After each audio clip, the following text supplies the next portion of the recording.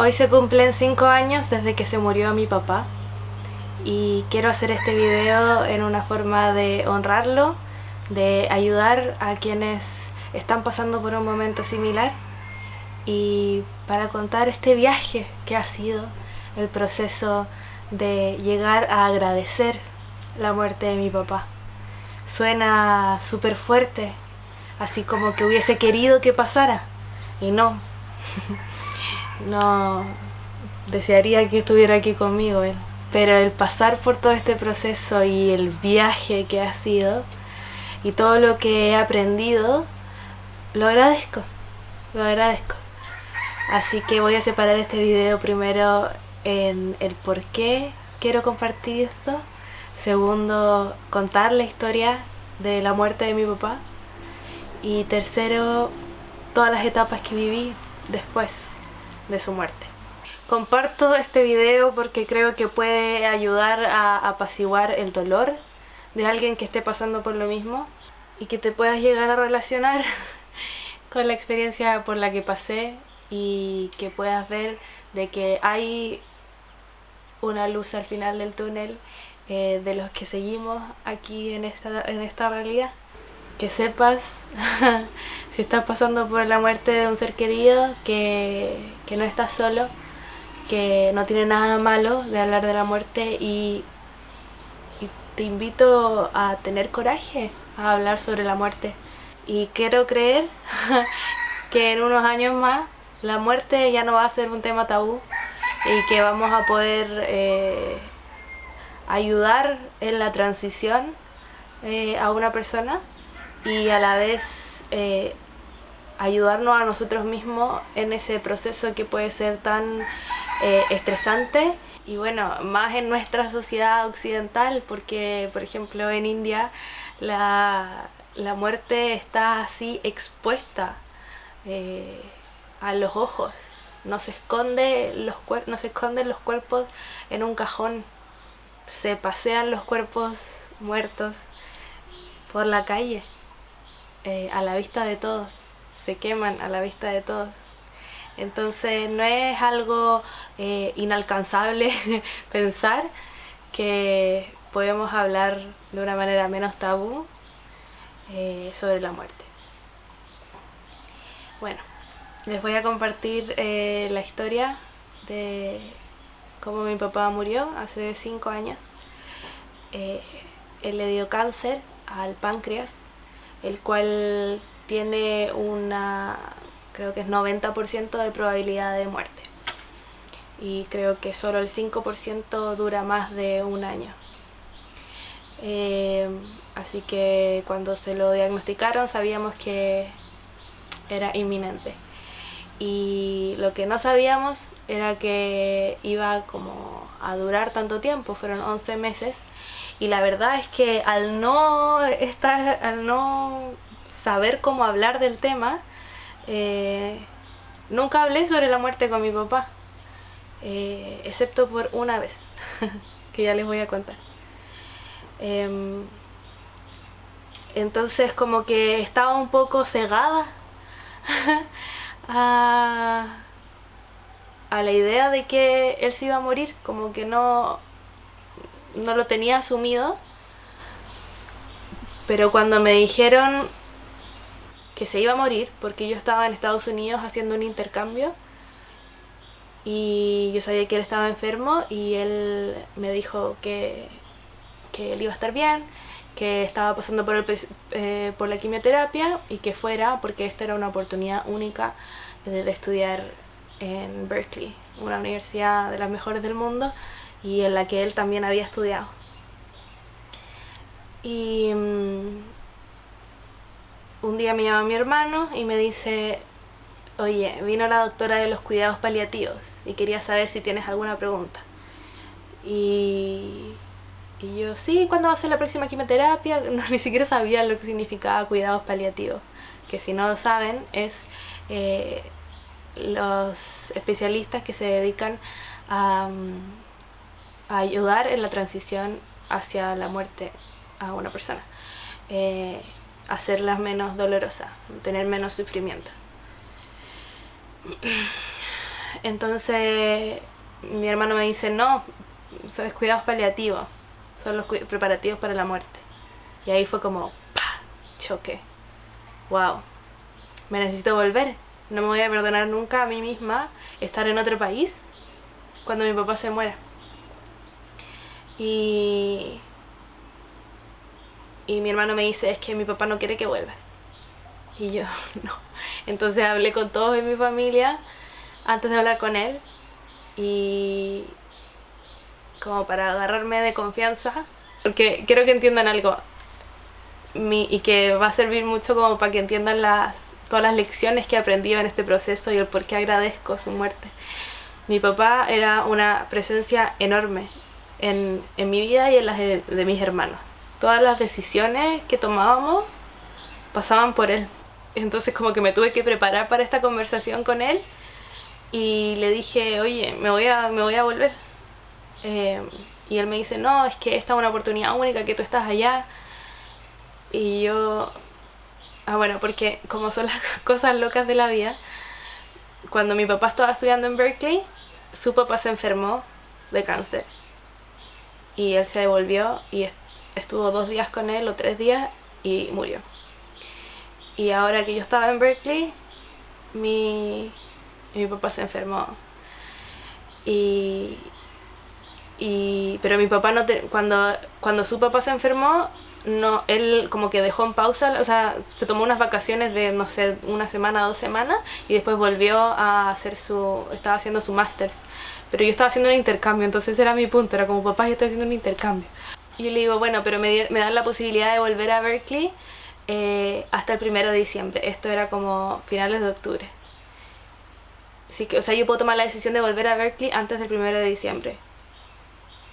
Y él me dice, bueno, no sé cuándo me voy a morir, pero si te digo la verdad, creo que va a ser más temprano que nunca. Y ahí fue como, ya, papá, me vuelvo ahora. Y en un par de días estaba en el avión. Alcancé a estar con él 3 semanas. Y estuve ahí con él, cuidándolo, tomando todos los preparativos, con la cabeza así en cualquier lado, con mi hermano. Y estaba ahí en la casa cuando murió, con él. Justo en el momento en el que nos dejó, yo había salido de la pieza para hablar con mi tío, y después escucho que mi hermano me llama, y mi papá había estado agonizando toda la mañana, y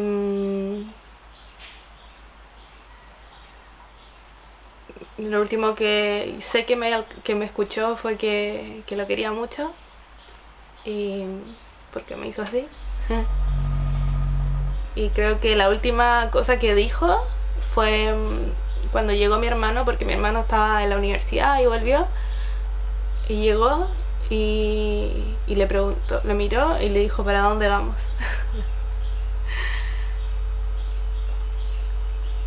Y bueno, entré a la pieza en el momento que mi hermano me grita, y ya no era él. Ya no era él. Su cuerpo se empezó a relajar, entonces empezó a hacer como distintos movimientos, y como que entonces nosotros entramos en la duda, ¿está muerto o no está muerto?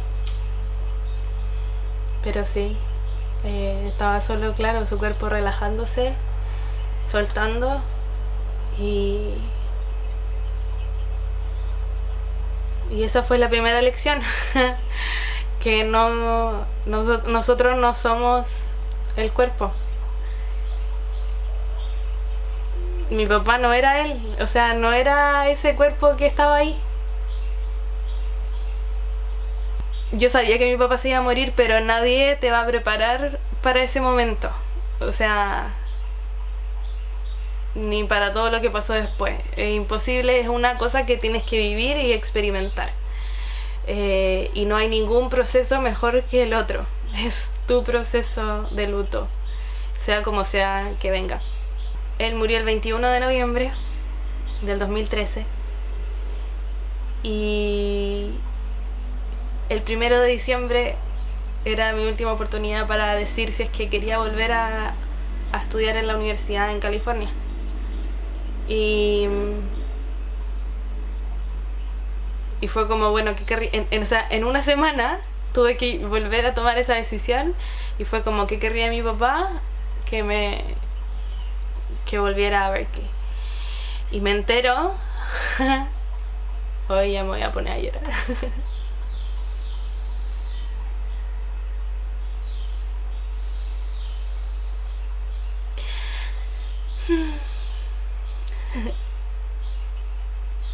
Y no es de pena. No lloro de pena, lloro de agradecimiento.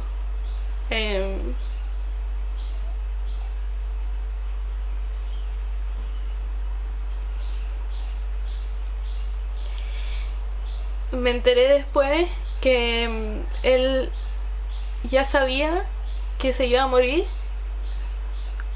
que ya tenía metástasis, antes de yo irme la primera vez a Berkeley. Y él, sabiendo la gran oportunidad que era, y que, como él decía, tú eres el futuro y yo soy el pasado, me regaló esa oportunidad porque sabía que si es que él me decía que tenía metástasis, yo no me iba a ir. Yo era así, es que se muere lo unida que yo era con mi papá. Pero así, de estar todo el día pegada a él, viendo tele, así pegada. Y él a mí, o sea, siempre hablaba de su niñita y me decía, me presentaba a todo el mundo y decía, bueno, pero me salió fea. Me volví a Berkeley y dejé a mi familia pasando por este proceso de luto en Chile, o sea, no compartiendo el proceso de luto, lo que fue potente,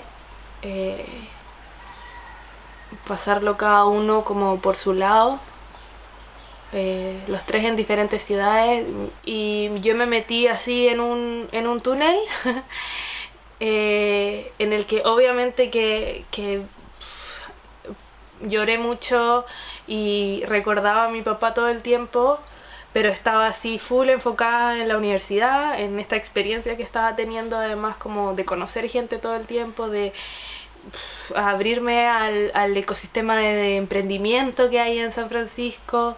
Y cuando volví a Chile, seguí en el túnel, fue como full universidad, me ofrecieron ser la directora del diario de la universidad, me metí a trabajar cuando como que no había razón, pero era como, no, quiero hacer algo, no quiero, ahora lo veo, era como, no quiero procesar todos estos sentimientos que tengo. Y bueno, la pena y todo este proceso me alcanzó. No fui yo la que me aproximé a él, sino que ellos se me tiró encima y se me empezó a caer el pelo, tenía frío todo el tiempo, me sentía mal y me empecé a hacer exámenes y todo salía bien, todo salía bien. Y me acuerdo una vez me entregaron unos exámenes y estaba en el auto con mi mamá y los abrí y leía todo y estaba todo bien y me puse a llorar. Y me decía, ¿pero por qué te pones a llorar si está todo bien? Y yo, es que me siento mal, me siento mal. Me pasaron cosas en la universidad, me pasaron cosas en una relación y fue como todo junto en el mismo día y que fue así como mi momento de quiebre, en que dejé la universidad en pausa, en que aprendí otra lección, en que es saber cuándo pedir ayuda. Y este era el momento. Este era el momento de parar y de ir a terapia, porque caí en una depresión muy grande, al punto en el que cuando estaba pasando por esta terapia psicológica y que no me estaba ayudando, y llegué al punto de buscar ideas de cómo matarme, porque mi perspectiva era, si es que me voy a morir, ¿qué importa? ¿Qué importa? ¿Para qué voy a hacer los esfuerzos ahora? Había un desbalance ya químico en mi cabeza, y en el que tuve que tomar antidepresivos como porque si no la terapia, por más terapia psicológica que hagas por sobre una cabeza que ya está alterada como químicamente, te va a ser muy difícil salir de ahí, porque te estás aproximando a ello desde esa cabeza ya con dificultades. Así que empecé a tomar antidepresivos, que tomé durante un año, y con la ayuda de muy buenos doctores y terapeutas que me sacaron de esa depresión, que por suerte no duró mucho, y que creo que es súper importante hacerse cargo de tu salud mental. Otro tema tabú del que no se habla y por el cual todos pasamos altos y bajos, y exponemos al mundo solo los altos. Y parte de lo que quiero hacer con este canal es eso también, o sea, exponer los bajos, porque creo que la autenticidad y la realidad lo real de esta existencia puede sanar el mundo, y puede sanar la experiencia de otra persona que ve esta pantalla y cree que todo es perfecto y que su experiencia interior no es tan perfecta como esa que está viendo. Este punto bajo lo que me enseñó y lo que me dio fue perspectiva, por sobre todo. Necesitaba tener este punto bajo para llegar a subir de nuevo, y ese pensamiento de ¿para qué lo voy a hacer si después me voy a morir?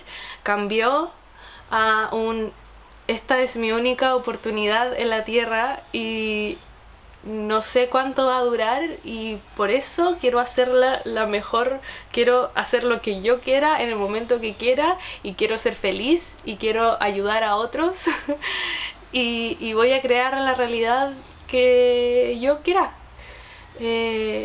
y lo voy a pasar bien. Y fue todo eso, al final es un cambio de perspectiva. Me reconstruí de la forma en que yo quería, y lo primero que tuvo que pasar fue entender quién yo era, y que es un proceso de toda la vida, pero estoy en la búsqueda, y creo que eso fue el cambio, o sea, el pasar de una vida inconsciente e ignorante y atrapada por mis circunstancias, a pasar a una en la que me hago cargo de las decisiones que tomo, y me hago cargo del trabajo que implica conocerse para tener una experiencia más feliz. Me hago cargo de mi propia felicidad. Me reconstruyo desde yo, desde Antonia, y no desde la hija de mi papá. Y que eso es un proceso que estoy haciendo ahora, porque como les dije, mi papá estaba increíblemente presente en la vida de nosotros. Empecé a cuestionar todas las cosas, todas las enseñanzas que me dio, y empezar a evaluarlas también, o sea, no solo cuestionarlas en el sentido como de negativo, sino que preguntarme y enfrentarme a las creencias que tenía en mi casa, y empezar a evaluar si es que son en verdad cosas que yo quiero seguir, o las acataba porque, como una vez mi papá dijo en mi casa, y que mi hermano se lo refregó siempre, Esto no es una democracia. Ah, claro, porque él era el papá y nosotros éramos los niños. Bueno, y en este proceso de reconstruirme a mí misma estuve expuesta a lo que era el veganismo a través de videos de YouTube y de empezar a informarme, y me hizo mucho sentido porque vi a mi papá que se enfermó de cáncer de páncreas. Yo creo principalmente por no llevar una dieta saludable. Él decía que fue por preocuparse por mucho por la plata, cosa que también estoy tratando de desechar ahora. Y cambié mi alimentación con la convicción de que al final es tu cuerpo el que te permite esta existencia, y que no quiero que sea un obstáculo para las cosas que quiero hacer, para todo lo que puedo lograr. Y puede ser, o sea, es el que te lleva todos los días, y si tu cuerpo está sano, tu mente está sana. Me he dado cuenta de eso, pero un montón.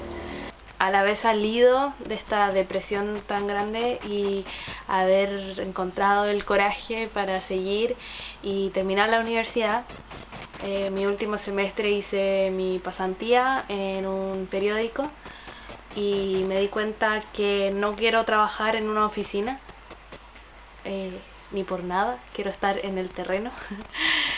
y que no quiero trabajar para alguien o para algo en lo que no me siento satisfecha, no me quiero conformar con poco. Pepe Mujica tiene una gran frase que dice, oye, ¿escuchan el gecko?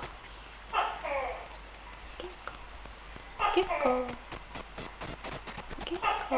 Pepe Mujica tiene una gran frase que dice que cuando tú compras algo no lo estás comprando con plata, lo estás comprando con tu tiempo de vida. Y tu vida es muy corta.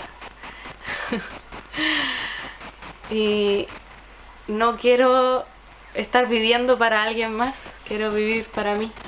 Y con esa convicción me aventuré al mundo tratando de ingeniármelas cómo hacer,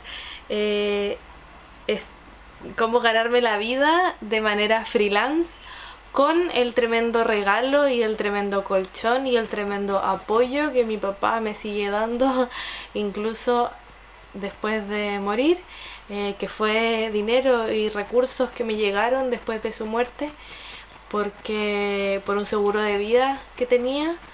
Y me doy cuenta de lo tremendamente afortunada que soy de tener un papá que se esforzó, y tomó las decisiones para que sus hijos estuvieran bien.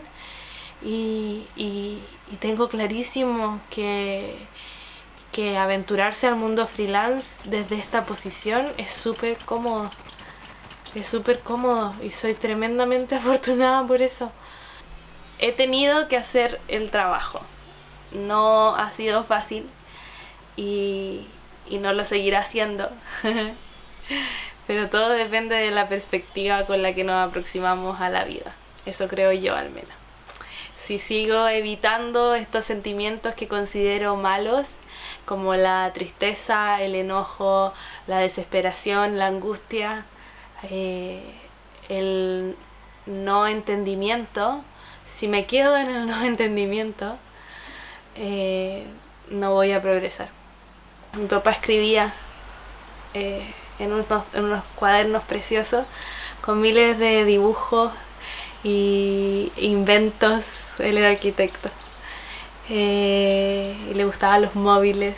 Cuando estaba acostada en el mismo lugar donde murió mi papá, en su cama, días después de su muerte, o el día siguiente puede ser, abrí uno de sus cuadernos y estaba escrita una frase de Gabriela Mistral, que es una poetisa chilena, que dice: el objetivo de la vida no es otro que el desarrollo del espíritu humano hasta su última maravillosa posibilidad. Y estoy muy de acuerdo. Eso es lo que quiero hacer con mi vida.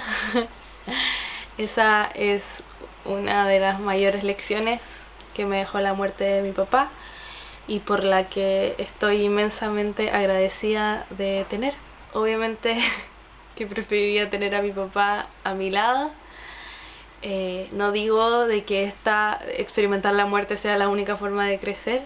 Esta fue la experiencia que me tocó a mí y sin duda es una gran forma de crecimiento y que me ha empujado hacia una mayor conciencia, hacia un desarrollo espiritual y personal. Y quiero que sepas que si es que estás pasando por la muerte de un ser querido, que no estás solo, que todos hemos, si es que alguien no ha pasado exactamente por eso, lo va a experimentar en algún momento de su vida y que no tiene nada de malo hablar sobre la muerte y que creo que te podrías beneficiar de empezar a hablarlo y sacarlo de tu sistema para empezar a procesarlo.